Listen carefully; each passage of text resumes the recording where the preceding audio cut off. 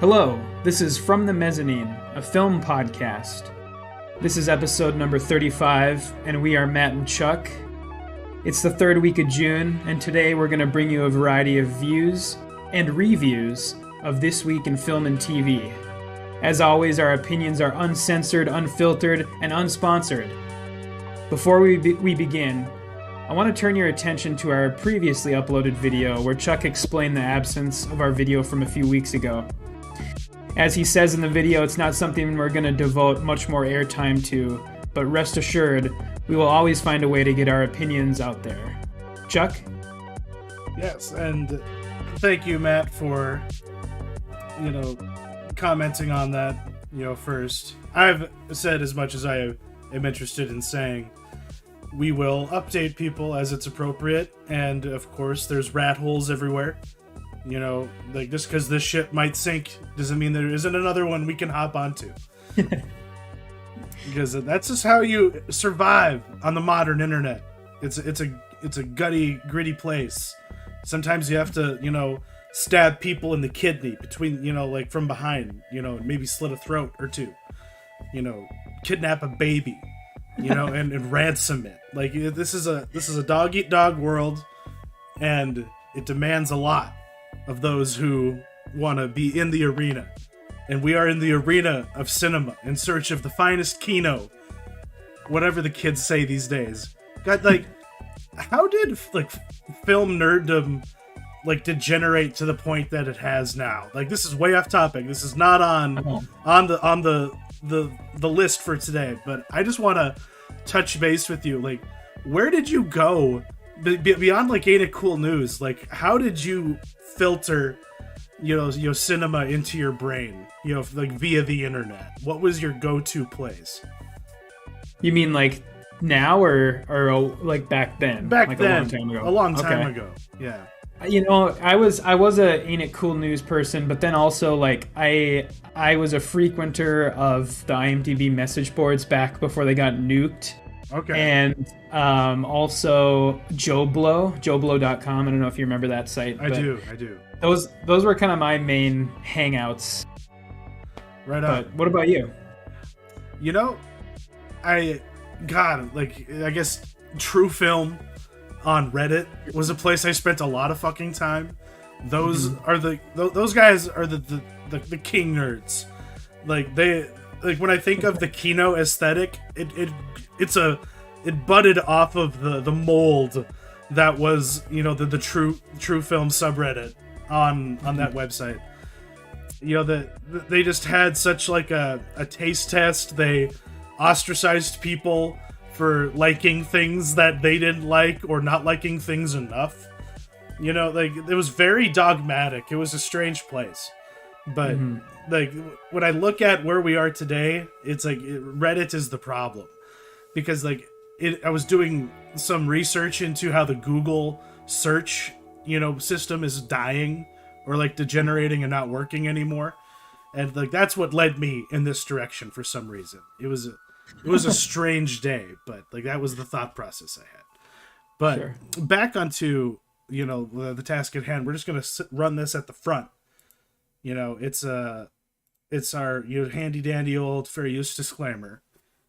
It goes without saying, we feel like we are pretty much in line with what the fair use provisions are, and we are literally in the process of challenging a certain situation involving this question. So we're just gonna right at the front probably do this every episode now to be very fucking explicit that this shit is protected.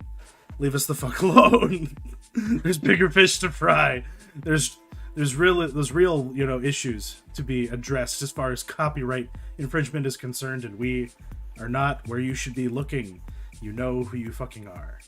Anyways, last week, the parting question related to, the question of tears, the catharsis of cinema. But has it been for any other reason other than being sad? So like just basically being like, did something move you and just like inspired, maybe you feel inspired or joyful? And I'm gonna wait to answer until I've heard from you, because I'm still kind of settling in on that. I didn't have a lot of time to chew on it this week. I had a crazy week at work, and it just kept on getting out of control. So I'm gonna let you go first while I settle on my choice.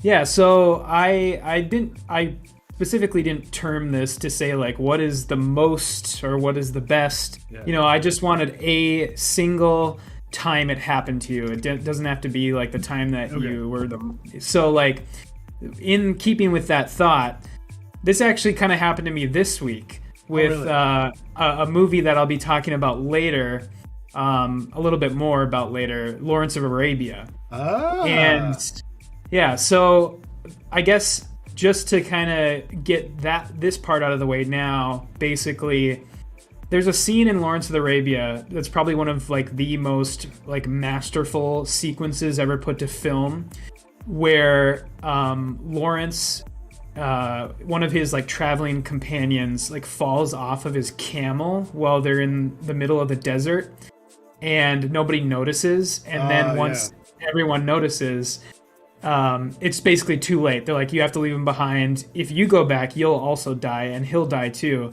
And Lawrence goes back for the guy, and then everybody camps for like the night, and they think that he's dead basically. And then he comes back into camp, and it's this really, really well done sequence where the soundtrack kicks in, and you see him on the horizon, and he gets closer and closer, and that's kind of the moment which he earns the respect of all of the Bedouins. And very, very well done sequence, like one of the best ever. And it's sequences like that where it kind of puts that knot in your chest, and you're like, oh man, this is like so well done. And there's often like this meme that gets bandied about that's completely jokingly, like anybody who takes this seriously is dumb, but the meme is like films women will never understand, and then people always cite like Master and Commander or like Shawshank Redemption, or even Lawrence of Arabia, and this kind of falls into that, where it's like it's a movie about like camaraderie and like two men earning the respect of each other, and so it's like it's something like the male aesthetic really, really like gets, I think, and so that's where I came at it from. That's a very profound answer. I really like that. I really like the angle you took, and for me, since I had been watching so much of the Apple Plus series, For All Mankind, I also had watched Apollo 13 recently. And, that's a pretty... Ron Howard is a pretty middle-of-the-road director. He's either, like, really useless or, just okay. There's no in-between with the guy. He's pretty middling for the most part. But Apollo 13, for me, is a fucking kick-ass movie.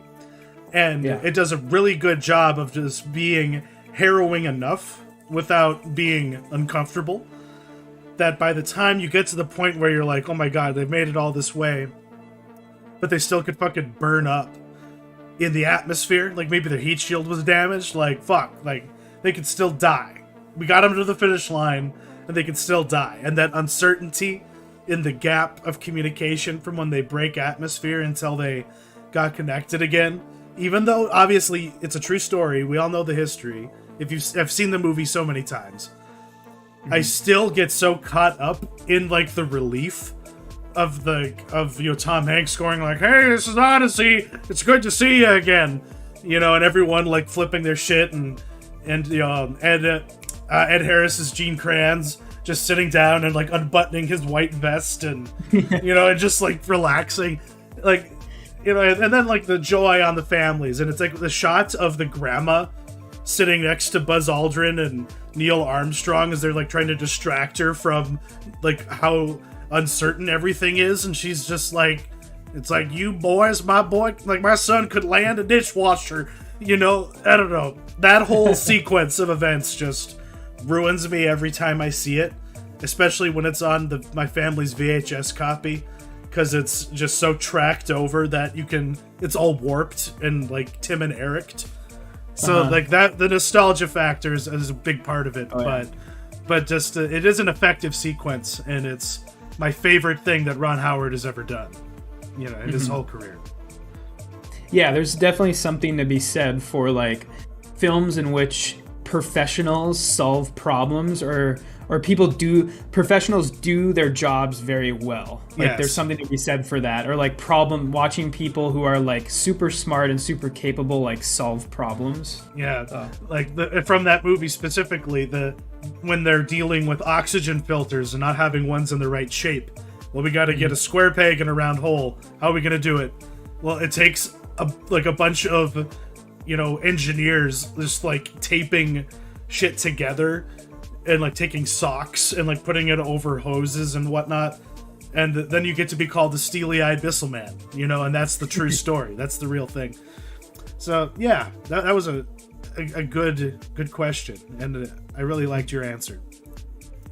So we do have a couple news narratives from this week. It was a slow week, I guess, otherwise for the most part, but something kind of weird came out from like one of these weird, like, wasn't it like a Hollywood Reporter roundtable conversation where they it was where they get a bunch of it was a podcast, I think that's what it was. It was a podcast. Jason Bateman was there. You're right. Yeah, but it had that vibe, that energy. It's like the kind of place where the dude from Girls gets to talk to other actors about how hard it is to make it in Hollywood, and the how surreal it is to have it be this art that you want to do, but then it's a job, man. Then you have to like totally like turn your head around, even though like you just want the paychecks. That kind of thing. It had that vibe. I may have watched a few of those videos in the last week, and I regret it. It was a lot of wasted time. But he let loose some really juicy beef. Like Secret Base should probably do a deep dive into this. If you're familiar with their sports beef videos, they should really do an Oscar beef video, because there's a lot of potential for it. And in fact, it's a whole genre now that I think about it. But apparently he is accusing some unnamed individuals of being just kind of patronizing and condescending to him, basically. Am I reading it correct? Just in terms of how he put it out there in that podcast? Basically, like there's two people. There's three people in this story, and these events didn't all take place at the same time. It was like two separate events. One where a director basically told him that he doesn't deserve all of his Oscar wins, and then pointed to a woman who was at the same event who he was like, this girl deserves more Oscars than you. And then a separate event where a woman basically told him that he deserved to be nominated but not to win the Oscar. Yeah, nominated. And it was the fact that she came back around later and mouthed nom. Like the nom. Like she really wanted it to be clear what she meant. She was unambiguous. And he decided to air that dirty laundry, spill that tea, as the kids say. We're trying to be hip here from the Mezzanine.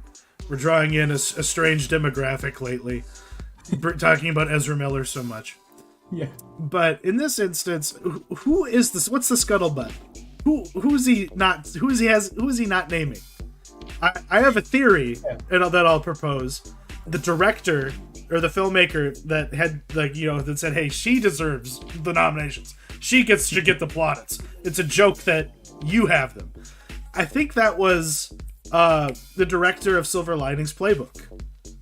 David O. Russell. I think it was David O. Russell. Yeah. And that's kind of what I was thinking too, even though I personally don't have any evidence for that, but I like to think it's him because he's such an asshole. Exactly. And he had such a hard-on for a certain actress who appeared in a couple of his films back to back. A certain lady named Jennifer Lawrence. You know, she won an Oscar for Silver Linings Playbook, and then they did a couple movies together after that. Like one about the mop lady. I think it was like Joy. No, maybe I'm really wrong. I can't remember what the name of the movie was. You're right. It's Joy. Okay, cool. But and that was definitely Oscar bait, and that was like also her being a producer on the movie, I believe, which is something Bradley Cooper had been obviously getting a lot of his Oscar traction with, is by getting into the game of elevating his name in the credits as high as possible, being the producer. For the ignorant, and because also I struggle to quantify really what a producer does. What would you say? What is the Matt Miller definition of what a movie producer is? What exactly is that? Should we be impressed that Bradley Cooper gets so many credits? Well, there's a distinction between producer and like executive producer, and executive producer is literally just like, I threw money at this movie and that's it. Like that's literally it. If it just says producer, it typically has more to do with the back end of the film, the non-artistic side aspect of getting the film to the screen, like being a part of rounding up the money for the movie, or getting the talent for the movie, or getting the writers, or just making sure everything goes smoothly and everything falls into place. Yeah. And so it's more of a, I don't know, it's not a creative role, I guess I would say. It's the business, side of it. It's trying to figure out, while you're adapting A Star Is Born, he's the one who's going out and hiring the musician who's going to be writing and performing the music that he's going to be pantomiming. Mm-hmm. Like he takes a more direct role in that, and he has more of a call on what that decision ultimately is. Mm-hmm. That's kind of what it boils down to. Yeah. Okay, so you get some credit for that. You're the tastemaker. You're the one who holds it together. So at least you can. Depending on but that's beside the point. Apparently he doesn't do a good enough job at that. He doesn't deserve to be considered to be the best in a given year. And now this motherfucker is like so affected by these comments. Have you seen his like full body latex for that like Leonard Bernstein? Oh, yeah, that composer movie. Like, what is wrong with this guy? Like he needs a fucking hug.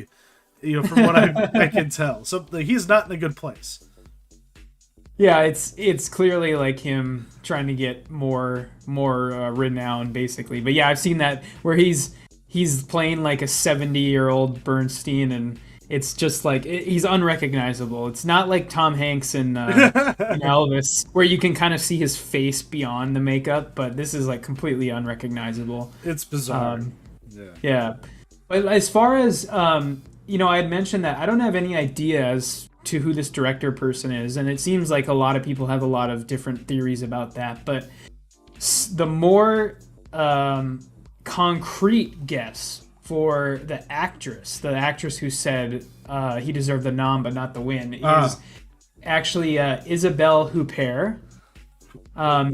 Who's that? Because she's like oh god, is she French? I want to say she's French. She was the last time she was in like our public eye, and like the American public eye, was when she was in Amour, the Michael Haneke movie about the old people basically dying. Yeah. And that ties into this because she would have been doing the rounds with Amour the same time that he would have been doing the rounds for Silver Linings Playbook. And they're both repped by the same management company, which was the company that was throwing that party that he was at. I see. And also apparently she's notoriously a bitch. So that's kind of the other factor that goes into this. But that's kind of the prevailing theory right now is who people think it is. So would not have, and I can see it. Would not have. My thought was Meryl Streep.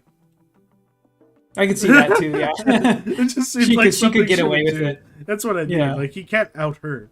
It's fucking Meryl. It's like she's the queen. Mm-hmm. But moving on from that, we'll just have to see if we find out more truth about this non-story. But what has been a story, what is an outright scandal, a shame, a complete and utter abdication of their role as, the deliverers of cinematic experiences, Fathom Events, decided to fucking ruin The Thing. Why would they do this? Why would you do this? It's John Carpenter's, maybe his finest film. Why would you do this to the man? You're pissing on him when he's, like, unable to do anything except have metal concerts, and, like, all his weird, like, soundtrack exhibitions that he's been doing. He's been reduced to that. Like, why are we doing this to the man? We got to be celebrating his wins, not ruining them. What went wrong? Yeah, so Fathom Events, for people who don't know, is like a company that does like live simulcasts for like plays and operas and stuff in movie theaters. Yeah. So you can basically watch them while they're happening in like LA or New York or wherever they're at. And they sometimes do like these anniversary events for movies. I went to the Alien one not too long, like a few years ago. Yeah. And so usually what they do when they do these is they stream in the movie via satellite. And apparently director Mick Garris was at one of the screenings, and he was kind of the origin of this story, and then it just blew up from there after he complained about it on Twitter. But Mick Garris, for people who don't know, is the director most famous for Critters 2, the horror movie Critters 2. And a few other things, I think, but yeah, I can't remember them. Mm-hmm. And he complained basically that the stream quality was very low quality. There was a lot of artifacting on the screen. The movie was presented in the flat aspect ratio as opposed to scope ratio, which literally cuts off a third of the movie on the top and the bottom of the screen. Shameful. And then also there was problems with like lagging, like the movie basically streamed as if it was being streamed over a bad Wi-Fi connection on like Netflix or something. Yeah, so people got really pissed, and I'd want my money back. Oh, for sure. Yeah. And they Fathom has responded now, but and I don't know if they gave people back their money, but I know that they promised that the second showing of the movie would be better. But yeah, I put this story in here because I kind of wanted to remind people like not to go to these events, because as someone who used to work at a movie theater, oftentimes when theaters put on like these classic film showings, it's oftentimes not anything more than a DVD. Like they literally put a DVD in and play it. Barf. And yeah, it's so bad. Like we used to do that. I'll fess up right now, at the Fargo Theater, we used to do that for our midnight movie series. We would literally just throw on like DVDs or Blu-rays. So you're telling me that wasn't an actual film print of Ernest Scared Stupid that I was watching that one night? That wasn't? You bursted my bubble, man. But the thing is there are theaters out there that do care and that do actually get prints in. And so if you're very, very if you're really hankering to see a classic movie on the big screen and you see there's a showing near you, call the theater and just ask them. Just say, hey, are you getting in a 35 millimeter print of this? And if they are, yeah, go to the movie, because it will be fucking awesome. But just be careful of that, because it's kind of shady, and they don't usually advertise that they're doing it that way. So this is very informative and and good advice for us all. Because I wonder how many people even have how many people have seen 10 movies on a film print in the last 20 years. And how quickly everything switched over to digital. Even like the tiny town I grew up in, the nonprofit that runs that theater, they switched to digital as soon as they could, so they could start showing 3D movies, so that they could give reason for people to stay local to go to movies instead of going to like Bismarck or Dickinson for it. It's sure. It's a rare thing, and it's but now I question, like, when we saw Drive at Comic-Con, was that a print or was that a digital projection?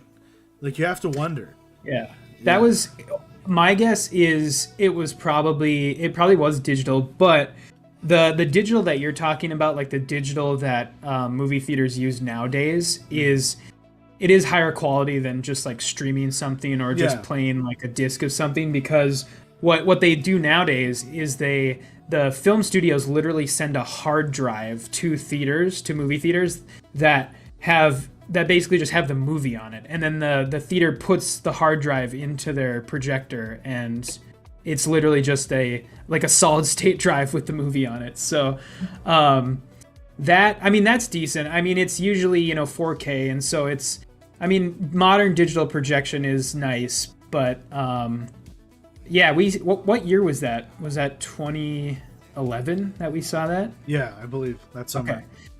That would have probably been a print then, because the changeover happened, like, from what I remember, because we did the changeover while I was working at the Fargo Theater to digital, and that was like 2012, 2013, and even then we were still switching between the two. Like, some studios would send us prints, and then some studios would send us digital. I see. Hard drives. So, wow, it's history. That's what I mean. There's a reason. Yeah, and I mean, look for, if you live in a bigger city too, look for the theaters around you that are still doing prints of stuff, because there's a theater near me called the Trilon Cinema in Uptown Minneapolis, and they still do like exclusively prints of stuff. They don't do any digital at all. So yeah, they're like They're like Tarantino's New Beverly Cinema. Yeah, only prints, or they burn the place down. Speaking of burning the place down, Obi-Wan Kenobi finale, confession time. I stopped watching after like episode 2. I was just like, I can't handle this. My life is too busy the way it is. I'm lucky if I can even watch like a YouTube video before I pass out at the end of the day these days. So I was on the struggle bus, but I'm assuming you finished this out. You got to see all the great highs and lows of it. Was it worth the journey? Like, is this the future of Star Wars? Probably not. I mean, I guess the question I kind of had for myself all week was, does a good finale justify the previous 5 episodes? And I don't think so. I did think the finale was pretty good, actually. And there are a few reasons why that is, because the first 5 episodes of this show are just rife with like really bad acting and like very, very poorly choreographed action scenes, and like a bunch, like really, really shitting over the lore and like the continuity of the previous movies. And so it's all very like alienating kind of. But the finale was actually pretty good. It was expected, but it was pretty satisfying, because you do get the final showdown between Obi-Wan and Darth Vader, and it is pretty good. It's the only well-choreographed action scene in the entire series, and it's probably among the better lightsaber duels in the entire Star Wars franchise. And have you by chance seen that scene at all? Like, have you looked up any clips or anything like that? I haven't. I've only seen the images that I gleaned for this little reel I put together. Okay. So basically, they have their final sort of duel, and Obi-Wan damages Vader's like breathing respirator thing. His mask. And he cuts like half of his mask off. And it's really, really cool, actually, the effect they use, because you see Hayden Christensen's face under the broken part of the mask, and then they superimpose Hayden Christensen's voice over James Earl Jones's voice. Ooh. And it kind of like, because his voice apparatus is broken also, so it's pretty cool effect, because you're hearing the sort of Darth Vader voice and the Hayden Christensen voice kind of like swapping out, and he's talking to Obi-Wan. And there's a really, really good line, actually, and it's surprisingly nuanced for Star Wars, where he says, Anakin is gone, I am what remains. I am not your failure, Obi-Wan. You didn't kill Anakin Skywalker, I did. And it's it's very surprising because on one hand it feels like Darth Vader sort of bragging to him that he killed Anakin, and then on the other hand it's kind of like the small part of Anakin that's still left is sort of reassuring Obi-Wan to not worry about him killing Anakin because he's the one who did it, to sort of let go of his guilt. And so that was actually really, really well done. And I would actually probably suggest that somebody just watch this episode, kind of pull like what you did with the boys this week, and just watch this, because there's really no reason to watch the rest of the show, and you can glean enough information from this. So because based on what I watched, I was just like, okay, they're setting up this really dumb, like, mind the baby storyline with Leia, where she gets to be all girl boss, grade schooler, precocious with Obi-Wan. And then I started seeing articles pop up where like people are applying their political critiques to this series, essentially, because it's Star Wars. One can't help it. It's just politics all the time, especially in when you even go back to the beginning, and with those trade routes in episode 1. Yeah. But in this instance, what people were kind of glomming onto that I found really bizarre was this notion that could they maybe kill off young Luke at the end of Obi-Wan? Like, is that a possible scenario? And I've been sitting here and I'm just like, do these motherfuckers not have any understanding of what continuity is? Like, I know that Disney kind of hit reset on continuity, but they don't really play fast and loose with it. They're just giving themselves permission to do whatever they want to do. But you can't just nerf Luke as a kid unless you're breaking off and pulling a Star Trek and creating a separate movie line universe for Star Wars. And then you can have the freedom to remake all of the movies and just have a new timeline and give Kathleen Kennedy what she really wants. That's the worst case scenario.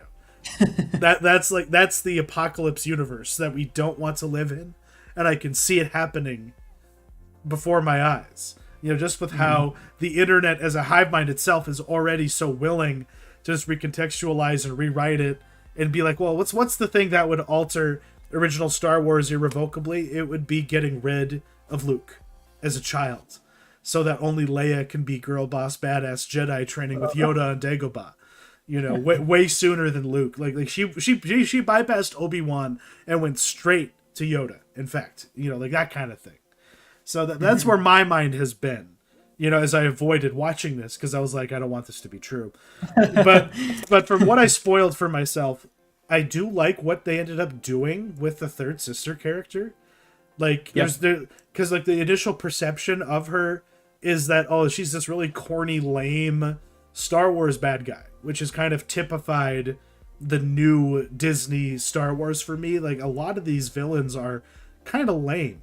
And that's maybe a deeper point to be made about the successor to the Empire just being corny cosplayers. But I remember just having a different vibe from the Empire and all of their officers in the original trilogy, and just having more of a sense of respect for them. It's like, these guys are killers. You have to kind of be careful. These aren't, they're not, they're competent, and you just don't get that vibe about it. I don't know, but that's Disney Star Wars. It's and now they're talking about doing a season 2 of this, which I really hope they don't, because there's not a whole lot to work with anymore. But the word on the street is that they essentially were calling this a limited series in the marketing leading up to the show. And then once they saw the sort of reaction to the show, they started referring to this as season 1 of the series instead of the limited series. So are we getting a Boba Fett season 2? Or is that definitively I don't think so. A dead end? Yeah. I think it's done. Okay. That's good news, because that ended up being pretty lame. But this is the one, it says this, the emotional payoff was enough for them to be like, okay, we can mine more out of this. We can talk about other serious issues, by recontextualizing them within the Star Wars universe. We can have a whole season about abortion. That's the kind of way that even Ewan McGregor operates. But I guess we'll just have to wait and see. But this new future of Star Wars being a streaming defined experience, it isn't reassuring when they commit so much resources to things like this and give you so little for all the money spent. And I guess that's kind of like, isn't that the definition of quality, where like you just maximize the better experience out of all the money you have available? Because what people are able to do with nothing is extraordinary versus how middling something like this can be. And I think that's why I skipped it, because I was like, this isn't going to give me anything. I'll just find out what happens at the end, and then watch a really dope YouTube edit that's set to metalcore from the 2000s. That's some Linkin Park like crawling music video, some Breaking Benjamin, and Disturbed. Yeah, like the real Midwest shit. That's what I'm talking about. Talking about real quick. The one thing I do want to say is I am a little hopeful for what comes next, because the next show that we're getting is going to be Andor, which is the series starring Diego Luna as his character from Rogue One. And the reason why is because the show is being showrun by Tony Gilroy, the no shit, the writer director behind Nightcrawler. Hell and so yeah, I got a little hope for that one, because I think Tony Gilroy can throw his weight around a little bit to put Kathleen Kennedy in her corner. Dude, he is a weird motherfucker. Like, did you ever watch Velvet Buzzsaw? Yeah. That movie was out there. Yeah, it was nuts. Really good. Yeah, he's interesting. Yeah, he did a lot of rewrites on Rogue One, which is my personal favorite of the Disney Wars movies. So because it's the proper war film. It's where you really get the wars. Mm-hmm. And it has Mads Mikkelsen. It has also the king of Australian acting. What's his name? Ben Mendelsohn. Ben Mendelsohn, yeah. Yeah. A lot of winners in that fucking movie. Yeah. And speaking of, winners. Like, much like how I'm just going to watch this finale just for the saber fights, I skipped an entire season of The Boys and a half a season of The Boys just so I could tune in for the main event. The only reason to give this show a shot, in my opinion, is the fact that they at least tried to bring Herogasm from the comics to their series on Amazon Prime. What is the takeaway from our friends at The Boys? Kind of sum up your perception of the show building up to this moment. Yeah, so I have been watching this season, and I feel like it's kind of a course correction.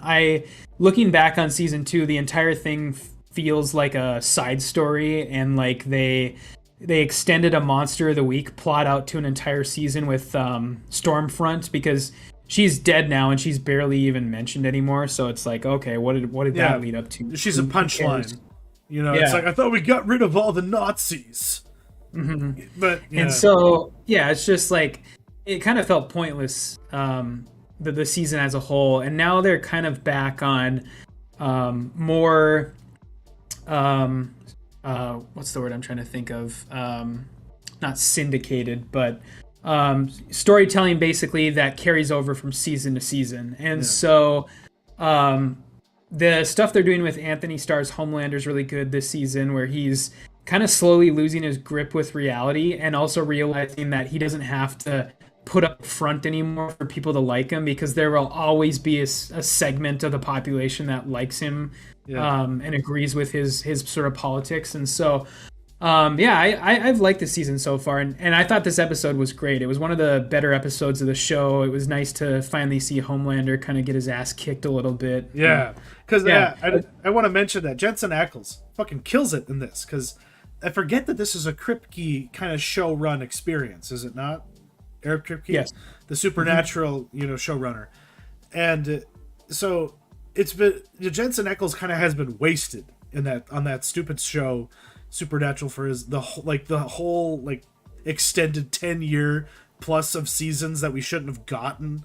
Like, they should have ended it like almost even 12 years ago. It went on way too long. Yeah. And it just wasted this guy. So the idea of him playing in like an unfrozen sort of like Winter Soldier-esque, or like this is Captain America in The Boys essentially, except like what if he was a 80s pastiche basic of like action movies, and a complete psychotic and willing to just murder anybody and as many people as possible. Doesn't give a fuck. Collateral damage doesn't matter. He will destroy an entire orgy if need be. Because I guess if jumping in the way that I did into this, I had no context for what was going on. I didn't really know how they were diverging from the comics, because that shit is like some of the best superhero adjacent comic book writing ever. It's probably Garth Ennis's magnum opus, even more than Preacher. Like, I would say that The Boys is his like more complete work, that actually has a proper through line. Preacher goes all over the fucking place, and so watching how they diverged and kind of altered the source material in the first season demotivated me from sticking with it. But seeing how they threaded Herogasm into this in a way that at least is reasonable in context and still kind of pays homage even without going full bore, like this should have been way nastier. But I just want to shout out the one line from the comic that I needed to have in anything that had Herogasm on it, which was "Come on my hump." Because that's just there's a splash page of like an orgy at Herogasm in the comics, and there's some female superhero who's got this giant ass hump, and she's getting like triple teamed by a bunch of different superheroes, and that's the speech bubble she got. That's awesome. So you have read the comic? Oh yeah, all the way through. Okay. Yeah, a couple times. So I'm guessing in the comic, is Soldier Boy even at Herogasm, or is Soldier Boy isn't even relevant? Like the comics has it's very much every 4 issues or every 3 issues you have a story arc, and there is this background through line all the way through it. It's a classic sort of structured like sort of non big 2 sort of narrative series. It's like a Vertigo series or an Image series, but because it's just a creator owned. But it has by that point when Herogasm came out, it was sold as its own separate miniseries for some reason. It's not a part of the numbered Boys proper. It's its own like adjacent thing, and the whole point of it is that the Boys are spying on Herogasm so they can catch the vice president making illegal deals with Vought. And the vice president is supposed to be like Arnold Schwarzenegger. Sure. Okay. For some reason, I don't know why, but it was meant to be completely gross. That was the whole point of The Boys. He was like, you people thought that Preacher was fucked up. I am going to blow your fucking minds. Like, that was the whole point of The Boys. Were you there at the panel that Garth Ennis had, or was that one of your days where you went on adventures in San Diego and like went to art museums while Eric made me sit in the DC room all day long? But I don't think I was there. I think I showed up when the Warren Ellis panel happened. I believe so. Yeah, because that was after the football the root beer mind erasers, if I remember correctly. Oh, okay. Yeah. And then we went to that, but yeah, beside the point. But the Garth Ennis panel was hilarious. He was pitching this short film he had created that really was just kind of lame.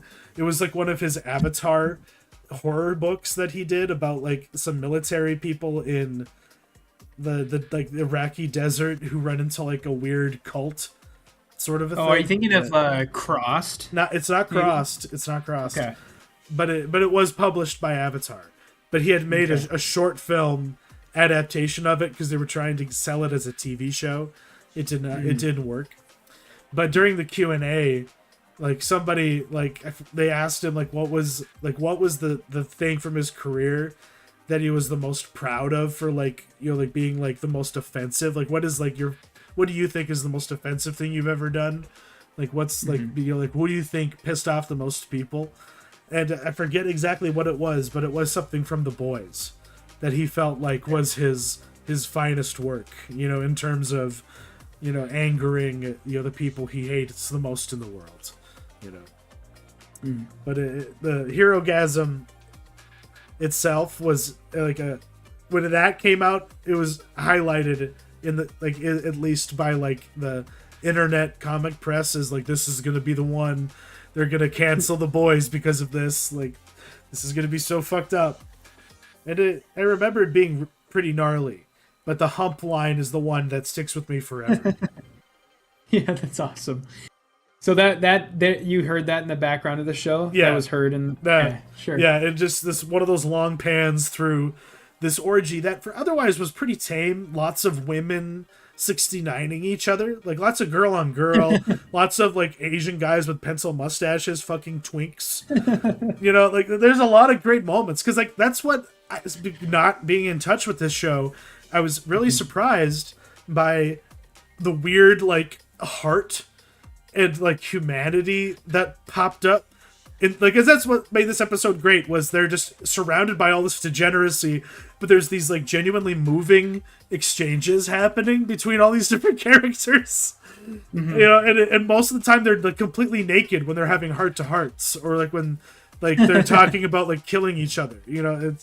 I found myself laughing, and it honestly, it's satire, very cutting, and I was shocked by how on point it actually was. I had worried that it had wokeified itself at some point, for lack of a better term, but they were swinging for the fences at everybody, and they nailed a lot of people to the fucking wall. That opening of the singing Imagine and just intercutting the superheroes in between the celebrities, I fucking lost it. I could not believe that shit. That was great.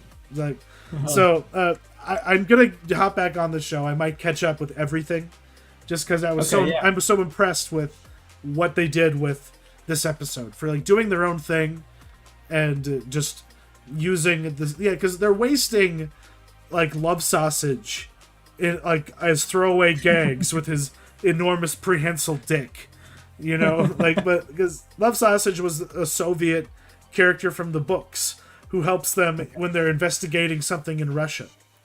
And instead of being someone who is basically a part of the team, now he's just some background extra at an orgy. But you get what they give you.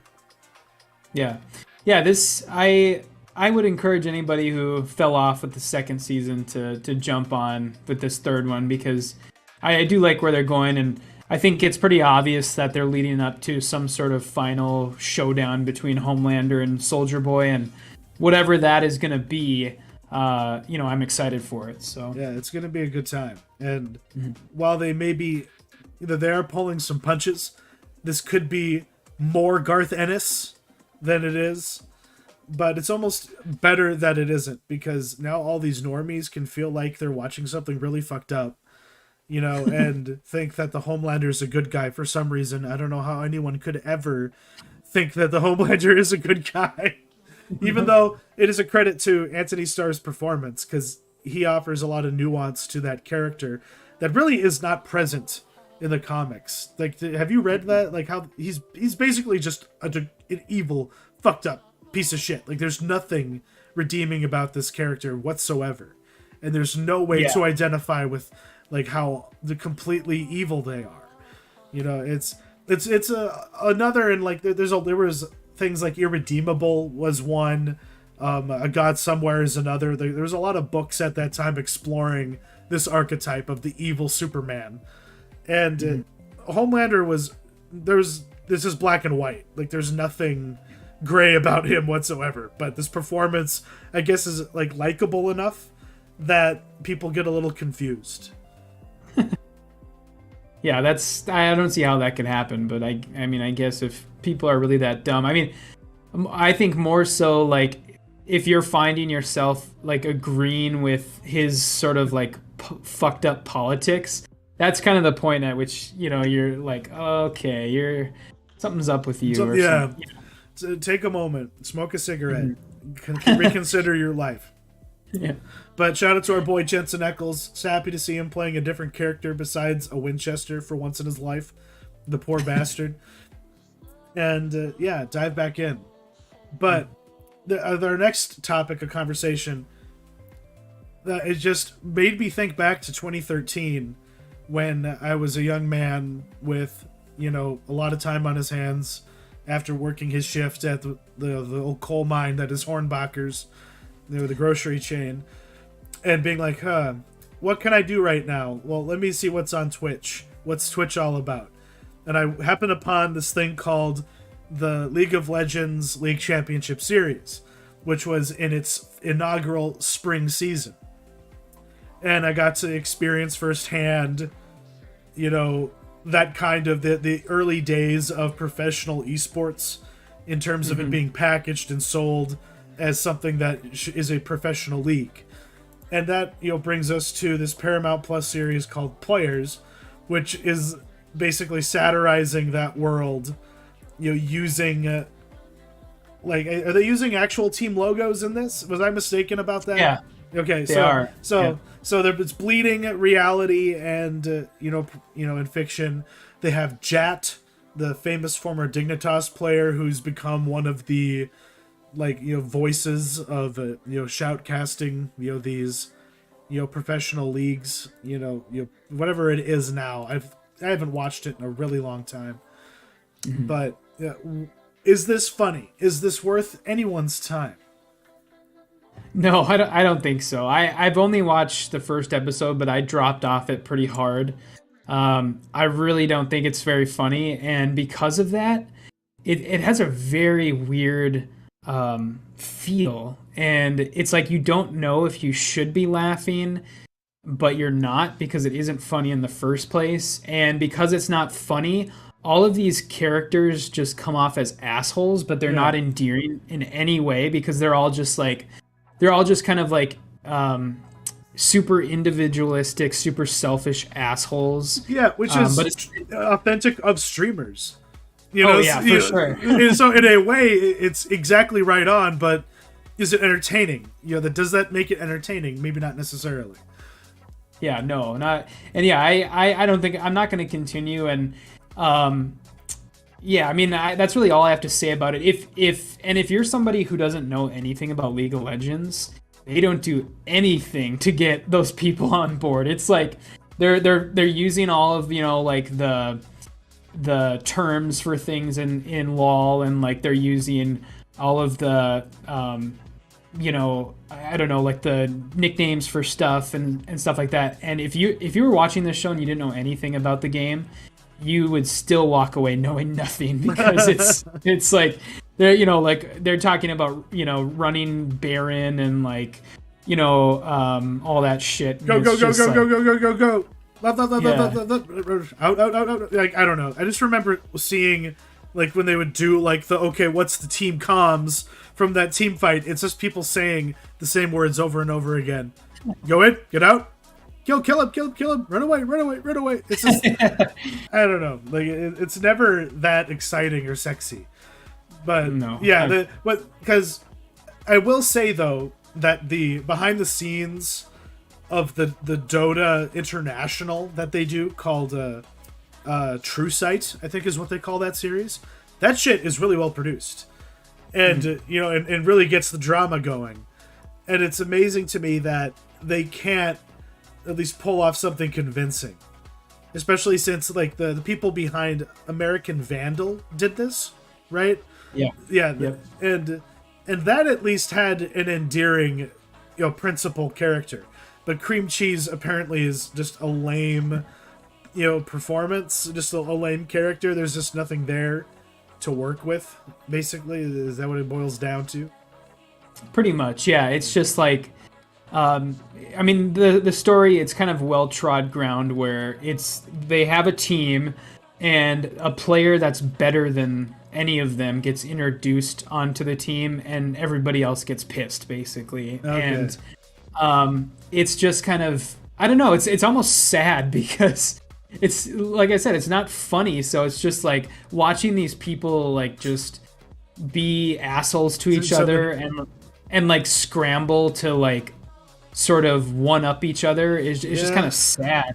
So. Yeah, and that's maybe I should watch this because maybe I might appreciate a certain, because it sounds like they are showing how petty and lame and childish like this whole kind of milieu is.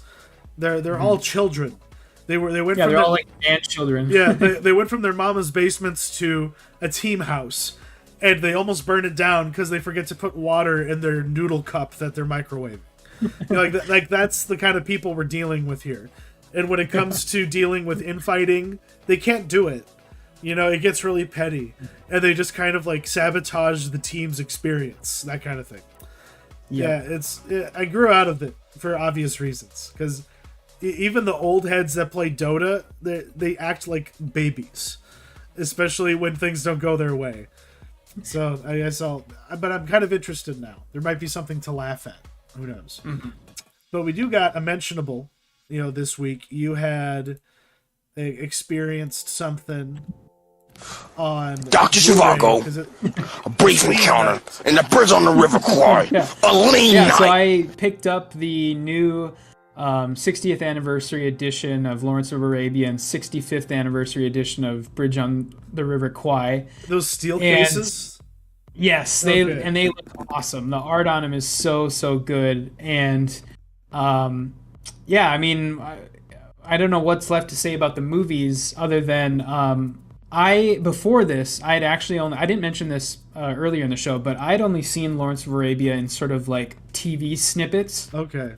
And I have seen Bridge on the River Kwai before, but a lot of times for me anyways, when I'm watching like pre-1970 movies, I feel like it's a fight against my like more modern sensibilities because older movies tend to be a lot slower paced and a lot Dr. more Zhivago, and deal brief with encounter a lot. in the bridge on the River Kwai. The characters are less a lean nuanced, night. and they deal with a lot less nuanced themes, and the characters.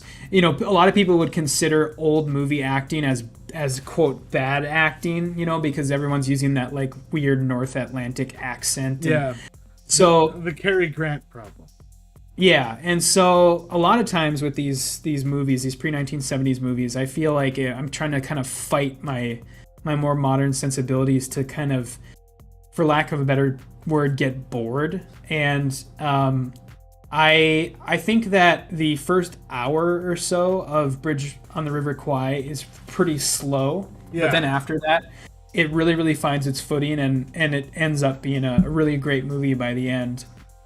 And then I think Lawrence of Arabia has kind of the opposite problem, where the first 2 hours are amazing, and then like the last hour is like very meandering and just kind of like directionless almost, and then the movie like really suddenly ends. But because they've already shown you him dying, that's how the film starts. With him on his motorcycle, biting it, going around a corner. And it is kind of funny because it's like much like how the man gets lost in the desert, so does the film. And Bridge on the River Kwai is a slog of a prison movie. It's not fun like The Great Escape, and it's then once it becomes a men on a mission movie, and you have the psychological battle going on between Alec Guinness's character and the camp commander. The depths of the film and the thrills of it really come out. Because these movies are just sumptuous experiences. They're feasts. You're taking little nibbles here and there, and then there's even an intermission for you, so you can go vomit to consume more. Because I'll never forget seeing we used to go to Hollywood Video and get tapes rentals. and my mom came home with Lawrence of Arabia, and it was like it was one of the first like double collections I had ever seen. I was just like, holy shit, how long is this fucking movie? I didn't realize that tapes could last that long, you know? Yeah, and so I guess to speak a little bit more about the actual quality of the discs themselves, I think kind of the hallmark of a great remaster of an older movie is when you can make it look really nice and really clean and crisp, but still make the movie seem like it's of its time. Yeah. You know, you don't make it seem like it's a movie that was made in like the 2010s or something like that. And so that they keep the feel with these movies, and it's nice. They keep the grain, and they keep some of the error, especially in Bridge on the River Kwai. They keep some of like the color grading errors. Like there are times when a scene is ending, and while the footage is fading to black, all of the colors will suddenly get really washed out on the screen. Okay. And so they keep some of that stuff. And but I still think these are really, really good transfers of the movies, and they're probably the definitive way to watch these now until the inevitable 8K versions come out. Oh, the VR experience where they use, you know, quantum computers to literally put us in the movie. You know, because that's next. That's next. Like when we go full Ready Player One, and we all live in pods, and have our eyeballs and ears and other sensory organs co-opted by, you know, computers that use our body heat to mine cryptocurrency. That's the future. You know, that's the future of cinema. But yeah, I mean, I would recommend them. I mean, that's kind of where I'll leave it. And they're surprisingly cheap too. I think both sets are 4-disc sets. Two Blu-rays or 2 4K Blu-rays for the movies themselves, and then 2 discs of special features. And so they're surprisingly cheap for that too. I think each one was $25. So yeah, very, very nice, very, very nice versions of these films to have. So. And David Lean, he's I'm glad that you just dived right into this guy's work, because he's been an important part of my development as a cinema snob. You know, starting with Dr. Zhivago and Bridge on the River Kwai, like in particular, even all the way up to Passage to India, which if we were going to do a David Lean, you know, sort of experience, a deep dive into, you know, his films, I would recommend Passage to India, just because it's unique. But it has a little bit more flavor to it, because but I don't know but that's beside the point. But that's one thing that occurred to me as I think about him, and I'm just glad that we're gonna, you know, kind of, you know, pump his gas a little bit. You know, he deserves it. He's kind of forgotten for being the master of that kind of huge, you know, field of view, you know, big lensed sensibility when it came to epic filmmaking. Mm-hmm. Yeah, that's definitely true. Yeah, he's not brought up that much anymore, and it's kind of a shame. Yeah, he's one of the greats. Like, we wouldn't have Christopher Nolan if we hadn't had David Lean doing all the shit he was doing. One of our, I don't know, would you call Baz Luhrmann one of the greats? I think he would like to think he is.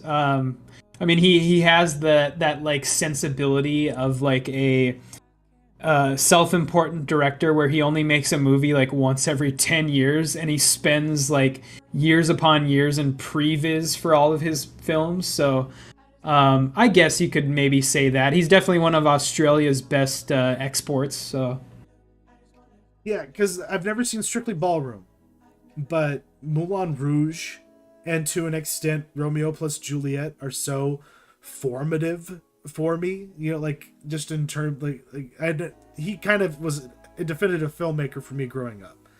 Like a lot of other movies were trying to be as cool as his work, and he just had this giant fall off, and I just haven't been able to vibe with him since then. And I tried to like the Get Down. That first season was a lot of fun, but I just couldn't keep with it. And and Australia is just a really lame movie. Whatever that was all about. It was so boring. I didn't really care about it. Yeah. But this Elvis film, it's of the ilk of, the classics, music biopics, Ray, Walk the Line, Beyond the Sea that Kevin Spacey won about Bobby Darin. I'm just joking about that one. No one saw that one. It was him and Kate Bosworth. It sucked. But those two other movies I named ruled for different reasons.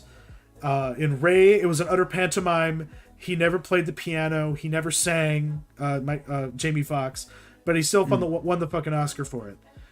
In Walk the Line, the role involved actually being able to sing and play, and Joaquin Phoenix threw himself into that and kind of killed it. And that movie rules as a musical movie because he's actually doing it. And I guess it was unclear to me, is this recordings or is this all pantomime from the Elvis performer in this film? I just didn't know. Did you do research? Yeah, I did. It's all real. Yeah, he. Whoa! Austin Butler has played guitar, I think he said, since he was 13. The one thing in the movie that's not him, or that's partially him, is the final performance of Unchained Melody. Yeah. Because what they did, because he's still a pretty young guy, so what they did for that performance was they actually layered Elvis's actual vocals over Austin Butler's to make him sound older. So, but everything else was him, yeah. Did you know that was in Rapid City, South Dakota? Yeah, I was going to bring that up, actually. Yeah, that's crazy. That's something, yeah, we'll have to, once we get there, we'll have to talk about that at the end, because that actual part in the movie, once we get to the sort of, I guess, more spoiler-filled section, because I have a lot to say about that. Yeah, the basically, well, yeah, I guess, like, how do we, begin with this? Because, unfortunately, he begins this fucking movie with probably my least favorite performance ever in an actor's filmography. I have never been more bothered by a particular way that an actor chose to come at something than Tom Hanks did with Colonel Tom Parker. Yeah. Tom Parker. Because when I first started working at the paper, I think I talked about this, but one of my first assignments was writing an interview about a concert that was going to be given by an Elvis impersonator who also does a Johnny Cash impersonation. And I talked to him about this movie, and I was like, well, how do you think Tom Hanks is going to do as whatever? And he was like, this guy was such an Elvis nerd that he was like, well, actually, the one thing I'm more interested and concerned about is why they act like so-and-so, this guy who is the one really doing all the important shit behind the scenes. How come he's not in the movie? How come they don't have him? How come no one got a big role to play that guy? That's a guy I've met. He's the real reason why Elvis was awesome, not Tom. He just like downloaded and went in a complete, off the road. Because he begins with this weird monologue where he's like in the hospital and he's feeling existential. It's like, am I the villain? Like that line delivery is terrible. and he goes to like a casino purgatory. Yeah. Yeah. Okay, because his gambling addiction is what fueled his leeching of the wealth of Elvis. Because like in a long line of great troubled pop stars from Elvis to Michael Jackson, it's always just about the money and who's been bilking them of it over the years. Or even like that one Beach Boys guy, he was getting fleeced by his manager too. Oh yeah, yep. Yeah, but in this instance, this movie just keeps churning and churning and churning over the same fucking bullshit. I swear to God, I woke up 2 different times in between this gap of scenes because I went to a very late show. So, full disclosure, my full perception of this movie is spotty because I kind of dozed here and there. But I swear to God, I woke up 2 different times at 2 different sequences of them being like, oh my God, Elvis like needs to go to the fucking hospital. Like, this man is dying. And then Tom Parker will be like, "What? Like, Doc? What does he need?" It's like, you talk, like, what's the name of the doctor fund that keeps Dr. Feelgood? Yeah. What's his name? It's like Dr. Simon or something like that. Dr. Simon, can we get him on stage? But whatever happens, you got to get that man on that stage because Tom Parker needs his 50% cut of whatever the gate is that night to pay his debts and be able to keep on gambling, after the show, because that's the kind of fucked up personality that this guy was. But when you get down to it, this movie didn't have a lot of humanity to it. When you think about how internalized Rey got, and Eve, and especially Walk the Line, those two movies, this was so superficial, but at the same time it was not off-putting, but it just went on way too fucking long for me. Yeah, I guess I probably liked it a little more than you. A little bit, yeah. Baz Luhrmann chose to go in his way, chose to go completely maximalist with this, and not only with his style of filmmaking, but he chose to tell a comprehensive story that covered a 4-decade life, rather than picking a time period of Elvis's life and then going hard on that time period and getting into his mind and getting into his psyche. And there's word that there is a 4-hour cut of this movie out there somewhere. See, I'd watch the shit out of that, because I can. Yeah. Because I am here for that. Because apparently, I love rumors like that, the fabled, assassination of Jesse James, 6-hour version of that movie that supposedly was screened at some point. I'd love for that if I'm actually able to watch it someday. I love the maximalist versions of projects, because sometimes when they are edited and pared down, maybe The Northman was, they sanded the edges a little bit. I want this thing I want to stub my toe on it, man. I want splinters from a movie. And this thing, you could just rub butter on every smooth surface. Because one thing that I feel this movie was missing was a proper love story. Yes. It really needed more presence from the female characters. Yeah, the sort of sidelining of Priscilla was kind of, I think, was one of the biggest mistakes of the movie, where she maybe had 5 minutes of actual screen time, and then in every other scene she was just kind of in the background. All of the stuff going on in the foreground had nothing to do with her. Yeah, she was just there to wear a wig and look sad. Yeah. Yeah. You know who that was? Who was that? That was who played Priscilla. That was the actress's name is Olivia de Jong, and she is the one who played the blonde daughter from The Staircase, the one who goes off and sides with the aunts in The Staircase. Oh, really? Okay. Yeah, that was her. Interesting. Okay. Yeah, because the one uncomfortable thing about that whole sequence is they're at this they are shown in her bedroom, at her diplomat family's house for some kind of Elvis party. And so they're just sitting and they're talking. They have made it very clear that she's 14 years old when this interaction is occurring. I forget how much older than her he was. He was in his mid-20s. She was 14. And they're just being very coy about it, being very chaste about it.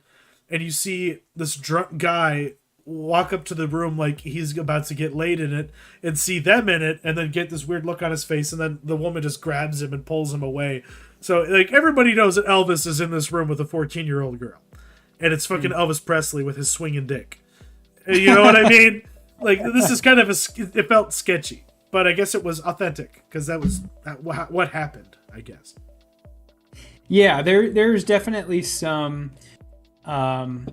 I guess I didn't see it as quite as obvious that she was 14. I think the only way you would know that is if you actually looked that up or knew that before you went into the movie. Because did they not name drop that? I guess maybe they didn't. No. They didn't actually specifically say that. I mean, if you look at the movie now, after the fact, knowing that, it's a little obvious, especially because her room looks like a little kid's room. But this movie was most definitely made with the participation of the Elvis Presley estate. Yeah. And so there are things like that where it's they are definitely sanding the edges. You know, this isn't the Elvis movie where you're gonna see him die on the toilet while eating like a peanut butter bacon banana sandwich. And that's what I want, though. Like, did you ever see Elvis and Nixon? Oh, the one with, is that with Michael Shannon? Yes, it is. The one? That's the Michael Shannon. It sucked. I've never seen that. It sucked.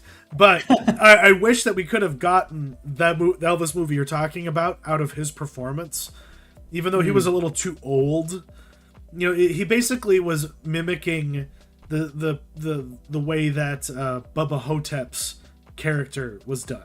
Like, it was almost like it was the same universe as far as those two performances go. Okay. Yeah. But the image of him, like, in the taking a shit, constipated from all the barbiturates he's been taking while snarfing down one of those famous sandwiches that I have wanted to have but have never had for obvious reasons, because it probably would kill me, you know. But God, yeah, I mean, it's they pretty much do away with the final like 5 years of his life in this movie.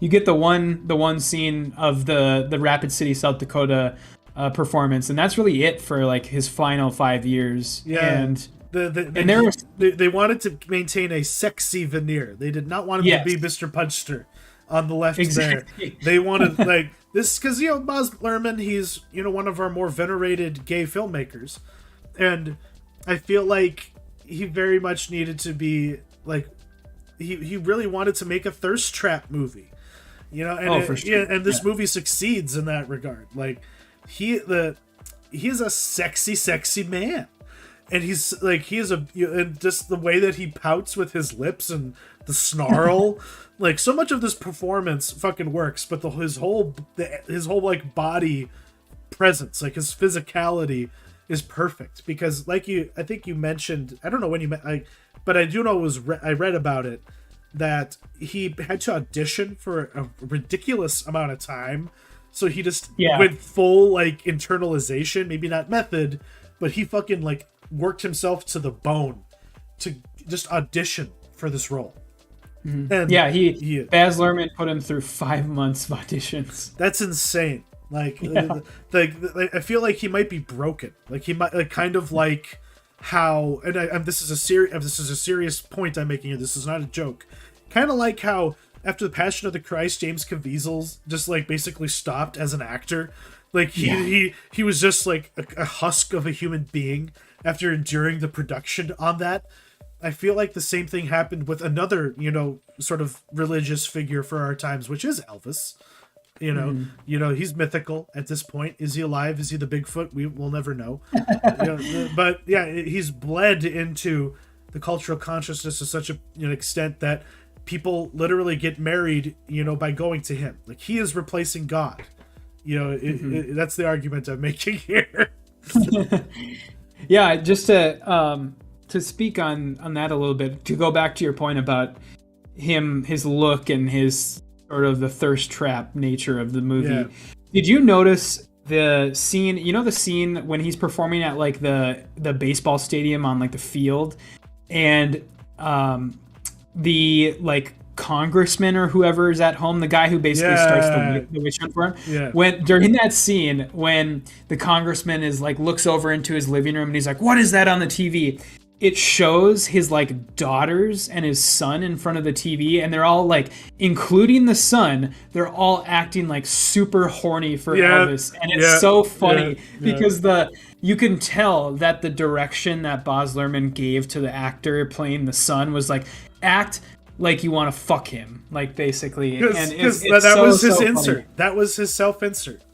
Oh, sure. Yeah, I'm sure. And it was so funny. I noticed that while that scene was going on. I was like, this is so hilarious. Yeah, because you can literally trace this like persecution, this unnecessary, you know, denigration of Elvis's free speech rights. It all circles back to the fact that it just made his family horny. You know, we can't have that. You know, but yeah, this bodes well for Austin Butler's career. We're excited to see what he'll do in Dune, as Fade Routha, Harkonnen, because there's going to be a lot of scenery to chew with that character, and he'll get to be really sexy, you know, because even, you know, his uncle can't help but, you know, want to, you know, tap that, as it were. But I don't want to spoil things for people who, don't know anything about Dune. But we're in good hands if this guy's going to be in it. But does this performance reach the level where he's going to be gunning for an Oscar, like like the Queen movie did? Is this substantial enough that we'll see it at the Academy Awards? I think the way it's the time period in which it's being released, I don't think so, because a lot of the Academy Awards is like stupid. There's a lot of dumb factors with the Oscars, and one of them is what time of year your movie gets released. And I think that's going to have a huge effect on this. Maybe if it was released closer to Thanksgiving, he would. But yeah, I would totally be for it if that were to happen, because I do think he did a really great job. He really like straddles the line of like too much camp and not enough, and he is very successful in not making like a mockery of how crazy Elvis's like accent was, and like his mannerisms and body language could have so easily came off as like a Family Guy sketch or something like that. Like he does a really good job at doing that. Because what show or movie was it recently where it was like, oh my god, this recreation of people from the past just felt lame and like a bad SNL sketch. Like that's a criticism you never want to see in anything. I would say, the first thing that comes to mind for me, I don't know if a lot of people agree with this, but first thing I think of is Gary Oldman in Darkest Hour. Okay, yeah. He was just like, just like, oh god, I thought that performance was terrible, but not a lot of people would agree with that one. No, the man deserved his Oscar for far better performance. Far better performance. Yeah. That was just the King's Speech, essentially. This is like the other time that someone during World War II said some really cool words and killed Hitler, and then you get an Oscar for it because you're British. And this is very much in line with his, like, it does toe the line. It tries to make you feel like you're in another time and place. Like the costumes look great. Even like when you're dealing, because this guy loves doing fake, impossible sets and camera work. But the technical aspects of this movie are really what make it memorable, and I think worth coming back to, along with the musical performances. But the script itself is just such a slog, and it's so gooey. Like I had no clue when or where we were half the time, and there just wasn't a lot of through line, like coherence in how it was edited, and that's often a Baz Luhrmann problem. That it's you kind of need to have, like, he needs to lead me along by my nose, because I can't keep up with him. That's just how frenetic his pace is. When it comes to structuring these stories, and he is so focused on getting all of his split screens and his crazy crane pans in between his legs, up, above his crotch, up to his face. Like the all of that is why you're really, this thing should be a VR experience. It's like a roller coaster.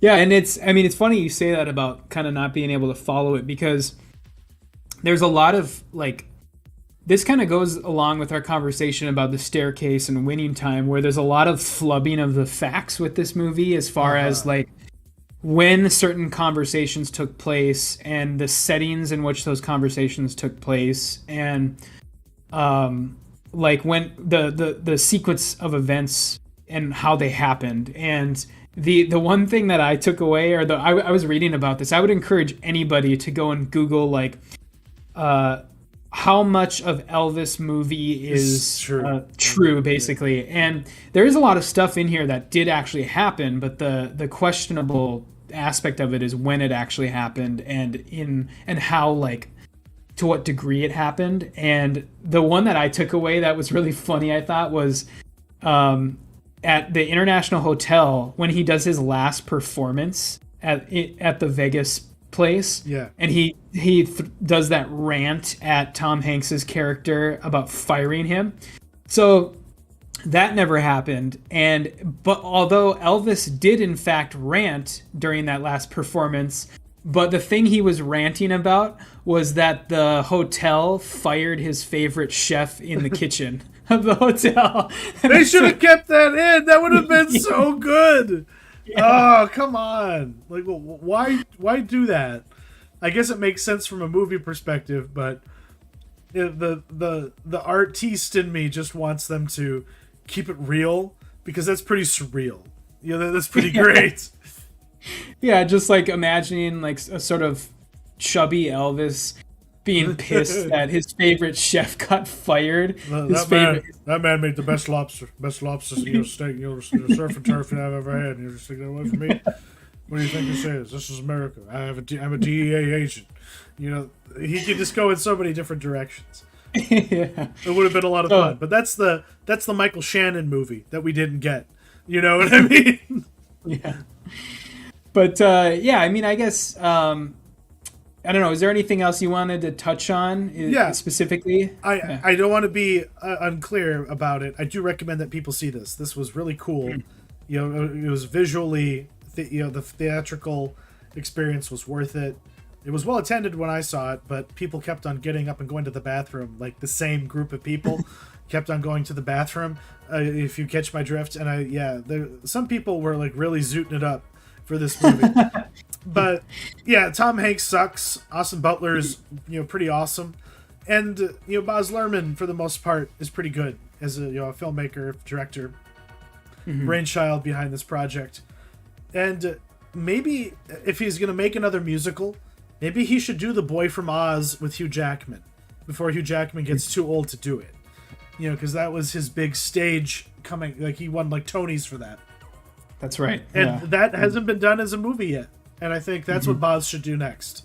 Because Elvis might have been the passion project that he spent 20 years, building in his mind palace while meditating, like in Los Angeles. But yeah, I think he needs to get his mojo back a little bit and stop getting high in his own supply. Put some work in. Yeah. Yeah, I guess the last thing, just to kind of circle back to that final performance footage, I like that they ended the movie with that, and I will say that all of the musical performances in this movie were probably the best parts. Like probably the one time in this movie where the film is, I think, touching greatness, where it's like the very tips of its fingers are touching greatness, and that's very, very poetic that they chose to end the movie with that, because that performance is the one touchstone that a lot of younger generations have to Elvis. Because I don't know if you remember this, but that footage of him doing that performance, in which he's very, very groggy and kind of out of it, and then the second he starts playing, he kind of comes to life and is like, doesn't skip a beat. That was found about 10 years ago in some guy's attic, really? And then he uploaded it to YouTube, and the footage went viral on YouTube, and that's kind of the last time Elvis was actually in the public's consciousness.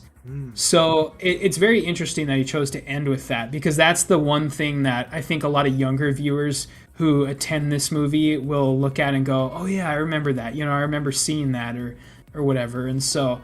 that's kind of the last thing that I kind of wanted to speak on. And I think he'll probably be out, it's kind of a sad thing to say, but I think he'll be out of the public consciousness in the next like 30 years. Exactly. Because that Elvis impersonator. Sorry, make your point. I was just going to say, I think once all of the people who sort of die off, who were alive to even like see his later years, are gone, what's going to be his lasting legacy? Is anybody going to care, I guess, is kind of the question.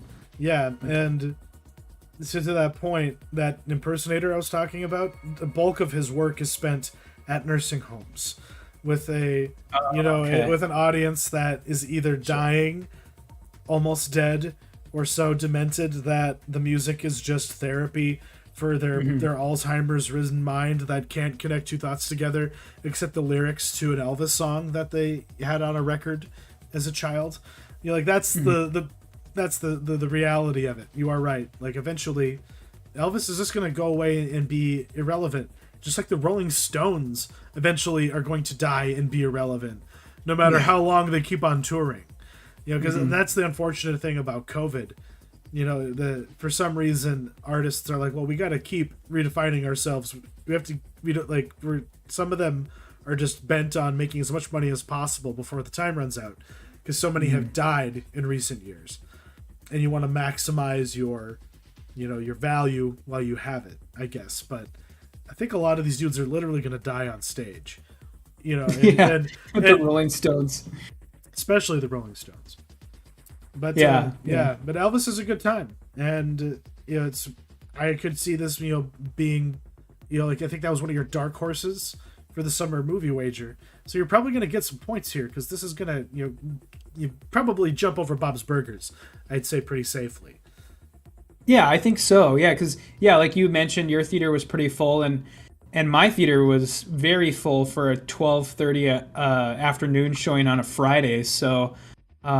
Yeah, I'm very curious to see how this does, especially against its $85 million budget. Right? So. Yeah, that's the problem. Because this is Baz Luhrmann, it probably costs way too much money.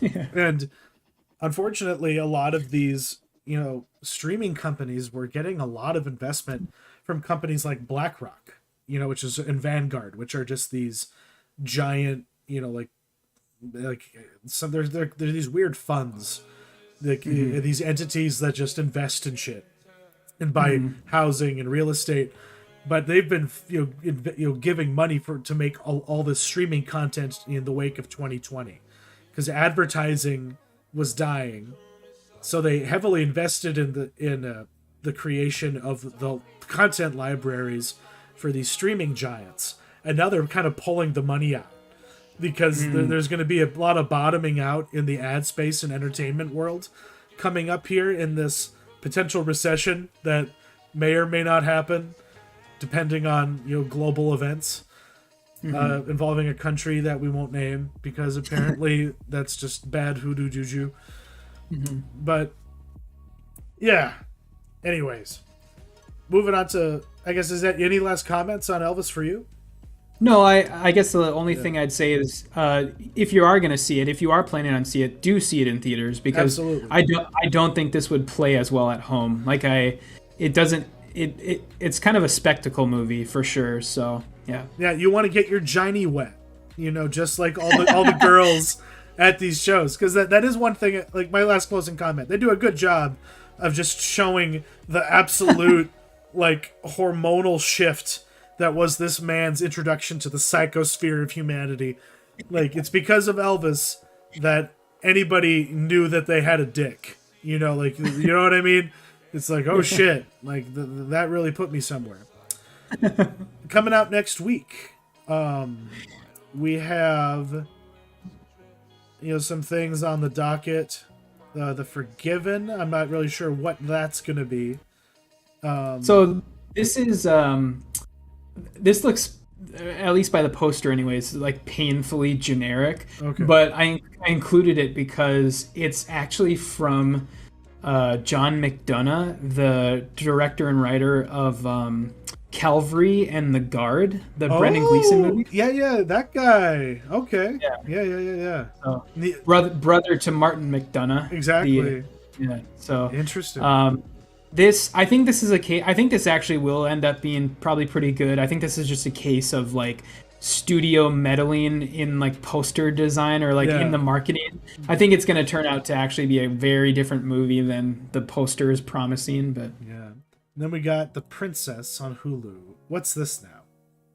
This is like a dark medieval fantasy starring Joey King.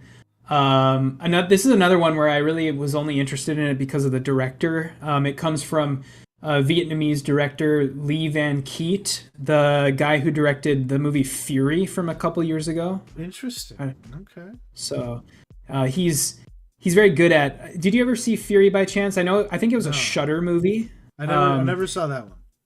It's very much in the similar vein to like Sympathy for Lady Vengeance. Okay. Yeah. I'll have to check that out. I'm interested in that. Okay. Let me see. Let's let this little thing run. I held it a little too long there. And then we have Westworld Season 4 coming by way of HBO Max. I thought season 3 ended things pretty definitively. Why are we getting a season 4 here? No idea. Like 2 years after the last season. Yeah, this is. When I saw, I don't think anybody cares. Yeah, when I saw, what's that actress's name? Evan Rachel Wood. No, the one who plays, I think, is it Maud? Oh, yeah, the lady from Mission Impossible 2. Yeah, yeah. I forget her name. Tandy Newton. Yeah, Tandy Newton. Yeah, she, like, when I saw her in the hype reel for 2022 from HBO, I was like, wait a minute, what? Westworld? What, Westworld? I thought we were done with that shit. What the fuck is this? Like, come on. And yeah, who asked for this? Who is interested? What the fuck is even happening? Nobody knows. Yeah. What else is on the list here? Well, we got Only Murders in the Building season 2. That's right. So which looks like a lot of fun. I will say myself personally, I am very interested in what this is going to be. And I love seeing Martin Short in something. You know. Yeah, it's going to be. This is a very fun show, and I'm looking forward to it. What is the terminal list? Is this the Chris Pratt show?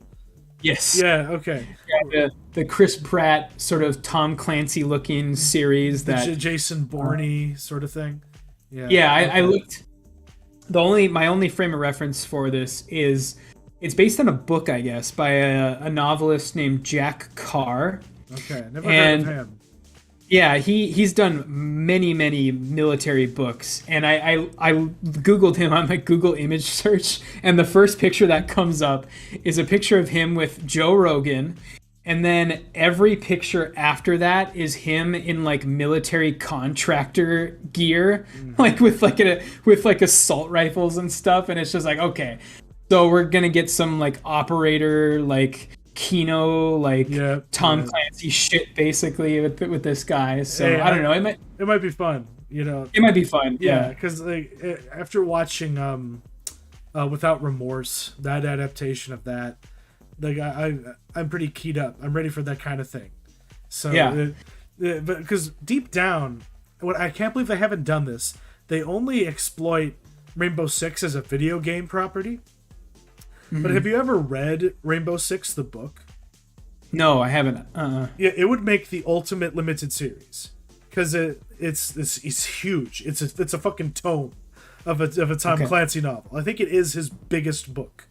You know, it's very episodic because it's literally just like 12 different missions that Rainbow Six goes on when it's initially formed, and it's wrapped around this conspiracy to use the 2000 Sydney Olympics to release Ebola onto the global population and kill off as many people as possible. You know, and it would just make a fucking awesome show. And I want someone to do that. Chris Pratt, get on that shit.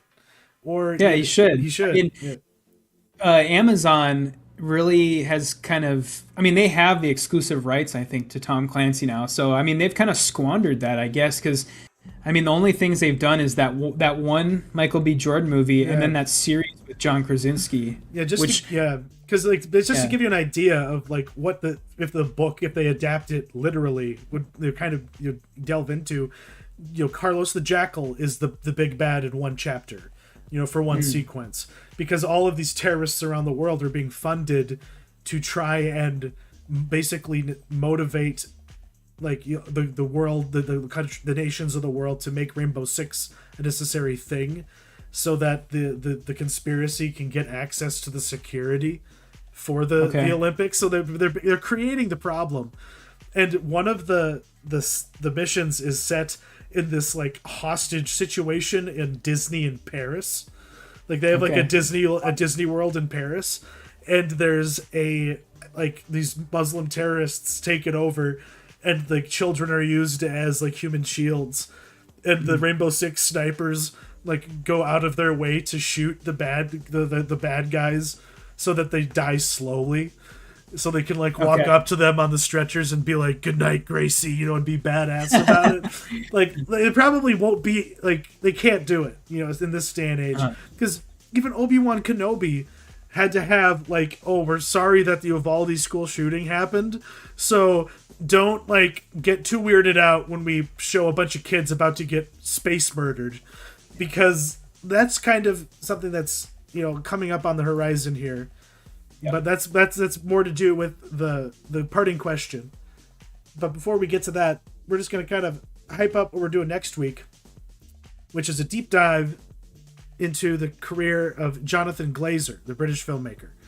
The first episode will be about Sexy Beast, and this is going to be are we going to just do it, you know, back to back to back over the next 3 weeks? Yeah. Yep, over the next 3 weeks is his 3 feature films, and I think I'm going to try and take a peek at some of his short films too, because a lot of them are out there just on YouTube. So yeah, and his ad work too. He's one of those, you know, guys that like Chanel and like a watch company will like have him like make a short film series to sell their wares.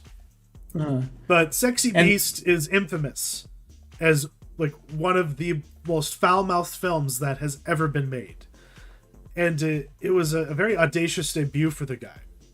Mm-hmm. And this is just so people are aware, if you want to kind of keep up with us, this film is not only streaming easily, but it's on Tubi, which is a completely free streaming service. Tubi rules, man. Yeah, like you don't even have to make an account on there. You can literally just download the app and just start watching movies. The downside is there are ads about, you know, once every 7 to 8 minutes, but it is free. Yeah. So, and they give you like 2 minutes heads up that the ads are coming. Mm-hmm. You know, which may take you out of the experience, but it also gets you ready, because oftentimes in these scenarios the ads are just abrupt and like derail it. Now when you know they're coming, it's like, oh, okay, I can relax a little bit. You know, it's like I can ease myself into having to watch a Dawn commercial and, you know, and like a God, what's the Charmin, whatever toilet paper, the Bears. Yeah, there's lots of commercials about that. And then for some reason Totino's pizza rolls. But looking forward to the next 3 weeks. You know, we're going to be, you know, Sexy Beast is first, followed by Birth. Right? That's what it's called? Yep, Birth. Yeah, Birth. And his infamous masterwork, Under the Skin, of course, will be, you know, coming, you know, rounded in at the end. But the parting question for next week is coming from me this time. But basically, yeah, like if you watched the Herogasm episode, they made fun of this, but they had a context warning gag where they're like, this thing is so despicable that no one should watch it. This isn't appropriate for anybody. You know, like, this is terrible. Like, this is the worst of the worst. You know, and nobody should watch this show, even though you should watch it. This is your hint that you should watch it, you know, because you put that in front of it. But I remember when, like it was with Gone with the Wind, had to have a context warning so people understood that it was made in an era and it was showing an era in a particular light that modern sensibilities might not be able to accept. You know, that was a necessary thing. North Dakota Rough Rider, Hall of Famer, what's her name? Was it Peggy Lee? The We Are Siamese If We Please lady? Do you know what I'm talking about? Yeah. Like that was like one of her like big claims to fame, and now it's memory hold because having Siamese cats with Asian accents is like the worst thing ever. You know, even though it's the only thing I think of when I think of Lady of the Tramp. So I guess that says a lot about me. But for some reason, companies are really making it a priority to either put these things on there or make it clear that they are not. So I guess I was curious what your thoughts on this were. Like, are they necessary? Is it just, you know, needless pandering? You know, like, is there, you know, a genuine, you know, kind of growing up that needs to happen in society, and this is just an aspect of it? Or is it all just stupid and we should just kind of do some research on content before we watch it? Yeah, not to explore it too much now, but that's the gist. Sure. Yeah, and then I'm looking forward to answering this. I definitely have some thoughts, and I guess so we're clear, this does in fact go both ways as far as like the political spectrum is concerned, because you had pointed out that there were like Lightyear showings this week where some theaters said that they were going to fast forward through like a 1 second kiss or something like that. Because that's another aspect of it. Like they printed off these like in the office at these theaters. They printed off on their LaserJet, this little missive saying we have just found out about the troubling content in Disney's Lightyear, and just so that you parents know, we are going to be fast forwarding it. But we will not be able to be exact and precise, so you might miss some of the movie. So if that's a problem, just talk to a manager. But the idea that like that's where it's going is pretty insane. Like to that extent, I'm not sure if they're still doing it. I don't know if the chain, like corporate got involved or not. But that was when I was like, okay, yeah, we're beyond the pale. It's on. Like everybody is, all got their panties in a twist. And if it hadn't been for Florida state politics, this wouldn't have been in the movie at all, because they had removed it for time and pacing.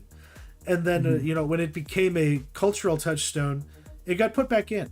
And its release date in, Pride Month, I feel, is very specific. And that's almost worth talking about all on its own. It's the reaction to Lightyear. I haven't seen the film yet myself, but I find it very fascinating. It kind of makes me want to actually watch the movie so I can have an opinion on it, because it's so strange that they'd make a movie so dark and try and market it towards children. So basically this is me predicting here and now I will lose the summer movie wager because I put this in at number 2. That's right. I fucked up. But so yeah, that's the question for next week, and looking forward to it. And you want to take us home? Yeah, that kind of does it for us. Looking forward to discussing Sexy Beast. Check it out. Hop on Tubi. It's a diamond in the rough in the realm of streaming. That is how I saw all those Woody Allen films, because ain't nobody putting that in their library but Tubi. Yeah. But thank you, Matt, and thank you for whoever joined us and whoever watches this in the future. And shout out to you, Maxime. Love you, baby. Have a good night, everybody. Yep. See ya.